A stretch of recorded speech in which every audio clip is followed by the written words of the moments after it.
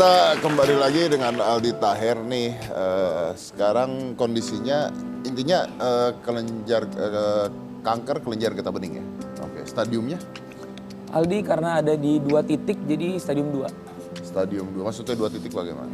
Stadium itu sebenarnya penyebaran ya.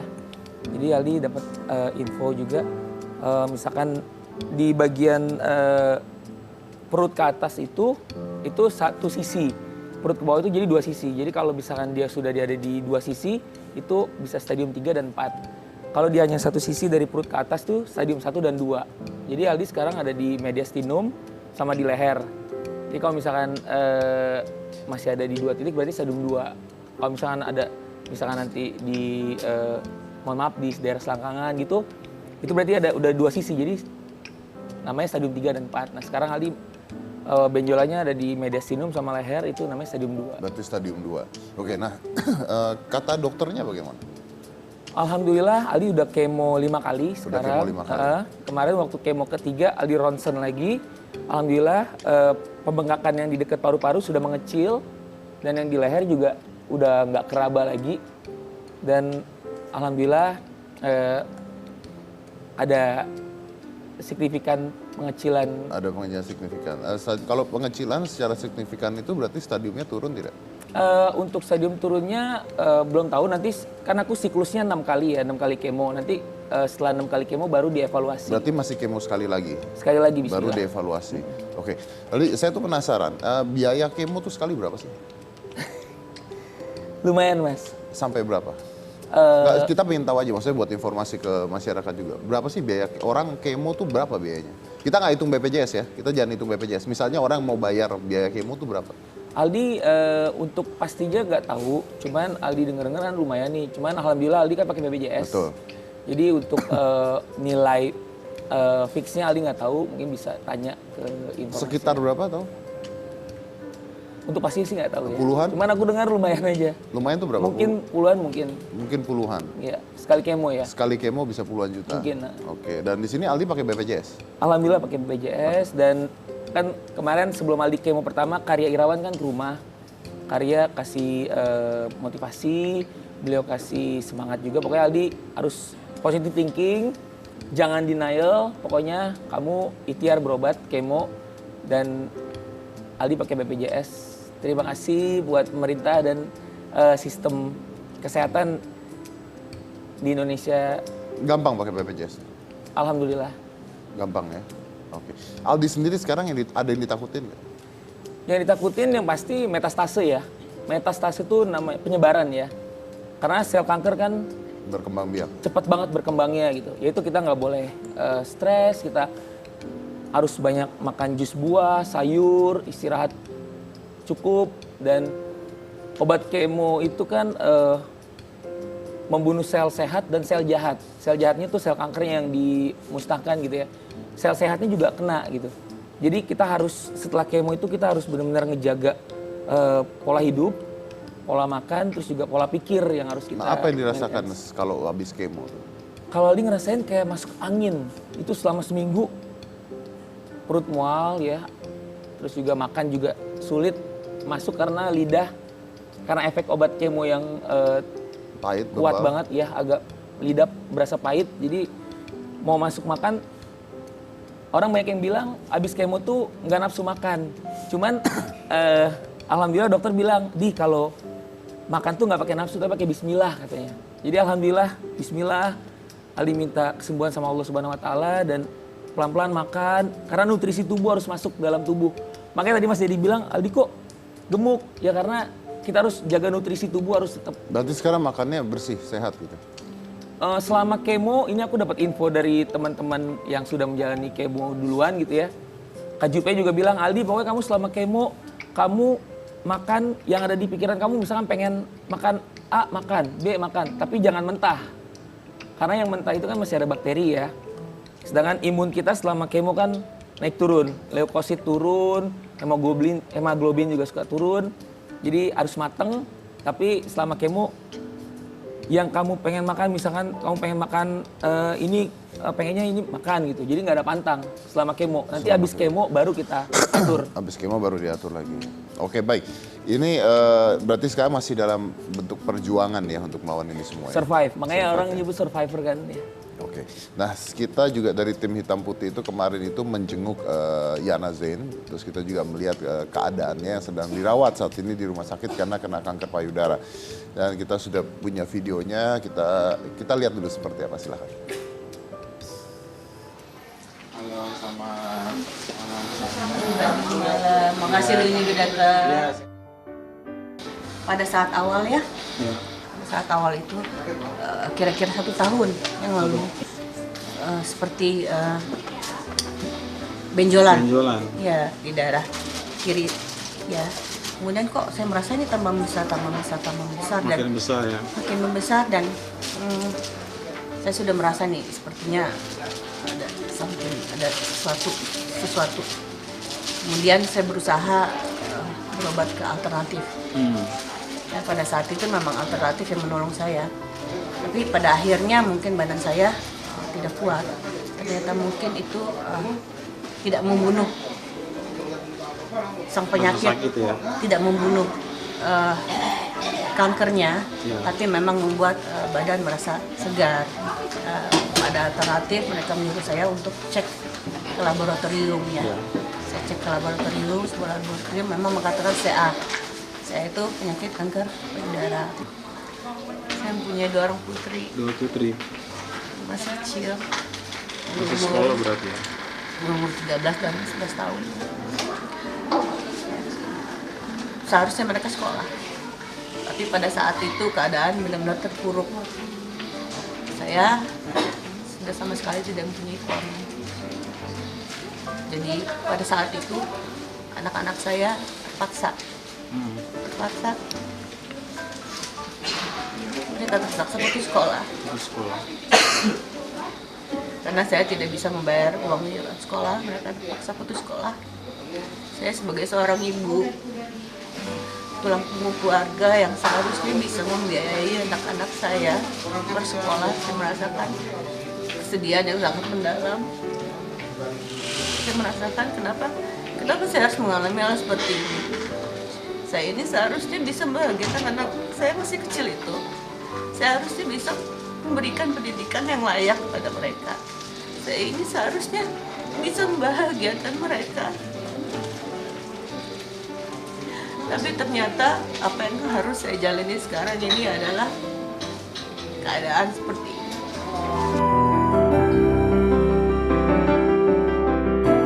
Mama sih buat Dedi dulu.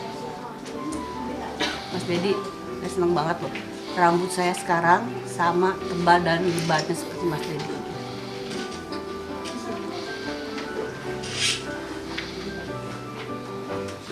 Sama nggak? I love you. Makasih banget ya. Oke. Kayaknya kita tepukin tangan dulu deh ya.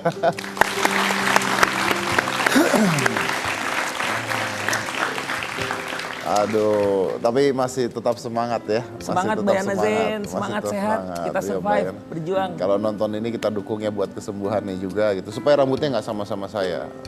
Saya sebenarnya lagi berusaha untuk numbuhin, tapi numbuhnya ke bawah nggak ke atas, jadi saya juga bingung ini. Dan kita undang, kita punya anak-anaknya di sini. Ini adalah anak-anak dari Yana Zain, ada Aurelia dan Alika.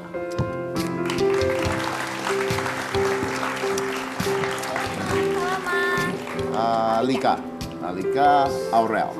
Iya, silakan duduk. Ali itu. Iya. Saya nggak kenalan, Pak. Siapa? Mbaknya mereka. Oh iya. Ya, oke. Kapan terakhir kali lihat Mama tadi pagi? Tadi pagi. Tadi pagi. Gimana Iya. keadaannya sekarang? Agak sehatan ya, lebih bersemangat gitu. Warna mukanya udah kembali, warna pipinya gitu. Stadium berapa sih? Stadium 4 sekarang. Sudah stadium 4. Stadium 4. Oke. Udah stadium 4. Udah stadium 4 udah berapa lama di rumah sakit? Sekarang sih udah hampir 2 minggu ya. Udah hampir 2, berarti tahunnya telat ya? Tahunnya telat. Bener gak sih katanya pada saat lagi sakit itu masih kerja, masih apa, sampai katanya payudaranya sampai Pecah. Iya. Waktu itu kan mami syuting, terus mami kira tuh itu bukan apa-apa. Terus besok kan pecah. Pecah tuh gimana maksudnya? Itu kan kayak ada benjolan gitu. Benjolannya pecah? Berarti keluar darah gitu? Enggak. Di dalam, pecah di dalam? Iya, kayak ada nanah gitu. Oke, terus? Habis itu kan mami ngecek ke dokter. Ternyata itu udah kanker, udah waktu itu stadium 3. Udah stadium 3. Udah terlambat pas ngeceknya. Baru langsung masuk ke rumah sakit? Iya, tapi kan waktu itu kan masih syuting. Jadi kemonya tuh nanti. Oh, berarti masih syuting pada saat itu? Pengobatan alternatif gitu. Oh, oke. Alternatif. Habis itu pas saya syuting, udah terlambat itu udah apa itu namanya, udah loyo ya. Berarti artinya Mama sempat ke pengobatan alternatif? Iya. Oke. Kamu nggak ke pengobatan alternatif? Aku waktu ada benjolan, aku periksa ke rumah sakit, terus biopsi, dan aku langsung jalanin kemoterapi. Langsung ya? Tapi memang bener ya, kita pilek aja makan obat dokter kan? Bukan makan daun kan ya?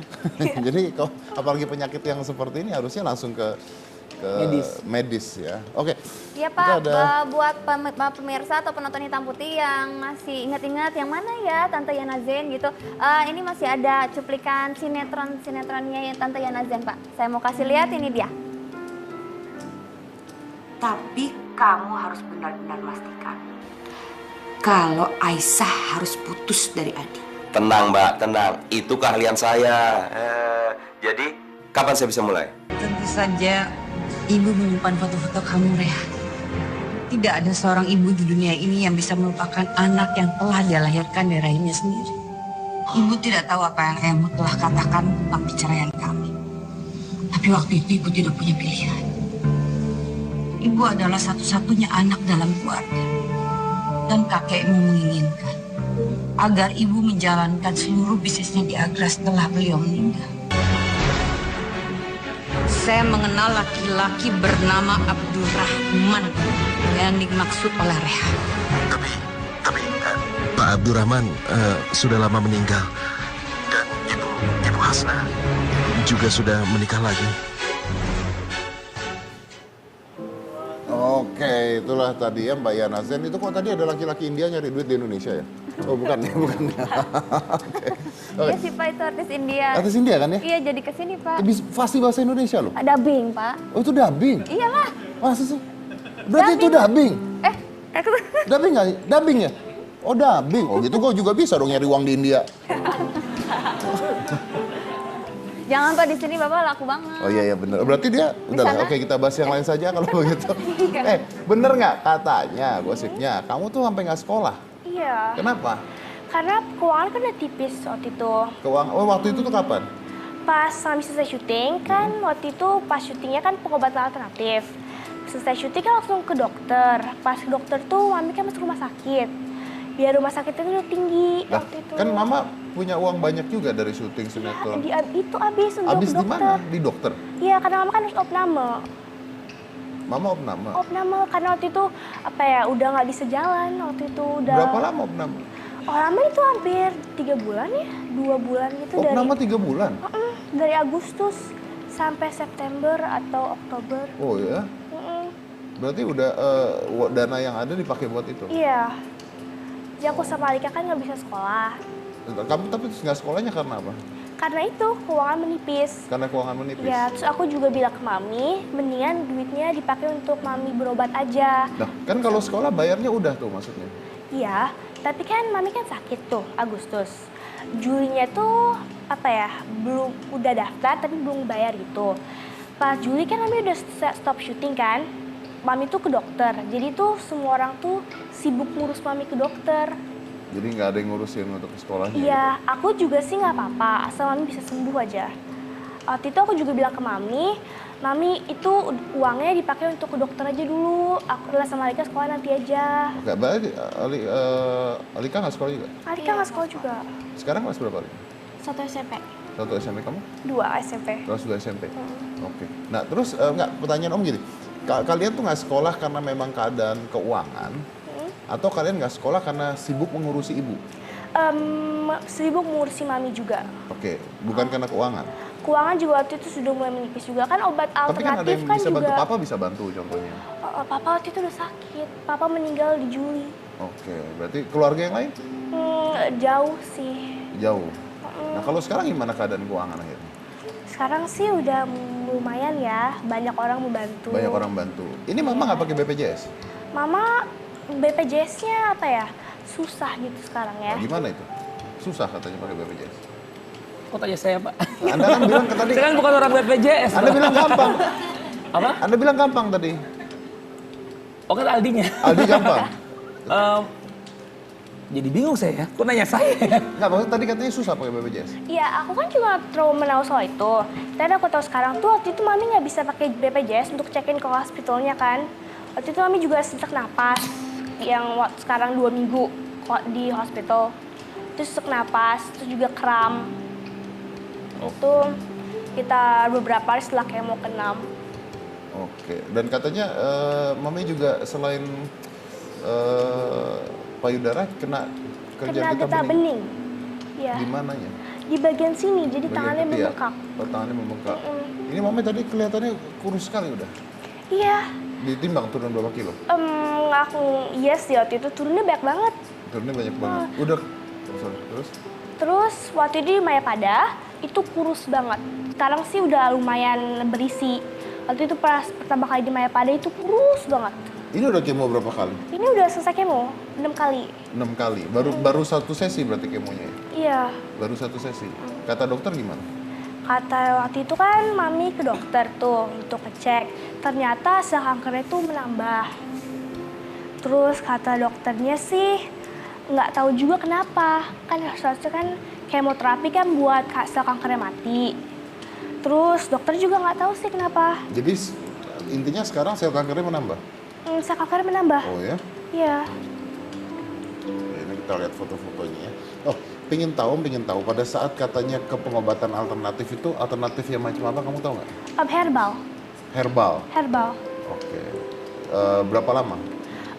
Selama syuting ya, aku mami waktu sakit Mei, kayaknya sejak Mei deh. Artinya pada saat pengobatan alternatif itu mami sudah tahu bahwa mami kena cancer? Iya. Sudah tahu? Tapi pas mami syuting itu, mami kan nggak kasih tau aku.